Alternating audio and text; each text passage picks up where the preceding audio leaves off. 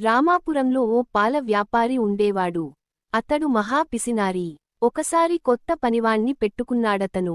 పనిలో పెట్టుకునే ముందు వ్యాపారి అతనితో, నీకు నెలకు 4,000 రూపాయలు ఇస్తాను. కాని, అవి నీకు దక్కాలంటే నేనడిగే 4 ప్రశ్నలకు సరైన జవాబులు చెప్పాల్సి ఉంటుంది అన్నాడు. వ్యాపారి దురుద్దేశం అర్థం కాకపోవడంతో సరేనన్నాడతను. పనివాడు నెల పొడవునా పశువుల కొట్టంలో చేతులరిగేలా చాకిరీ చేశాడు. నెల పూర్తి కాగానే వ్యాపారి అతడిని పిలిచి, ఈరోజు నీకు జీతం ఇవ్వాలి. నేనడిగే ప్రశ్నలకు సమాధానం చెప్పి డబ్బు తీసుకెళ్ళు అన్నాడు. ఇద్దరూ చలిమంట దగ్గర కూర్చున్నారు. అక్కడికి కొంచెం దూరంలోనే ఓ పిల్లి ముడుచుకుని పడుకొని ఉంది. వ్యాపారి ఆ పనివాడికి పిల్లిని చూపించి, అది ఏమిటి?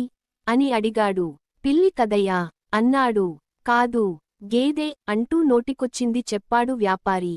ఆ తర్వాత నిప్పును చూపించి, అదేమిటని అడిగాడు. నిప్పు అన్నాడు పనివాడు.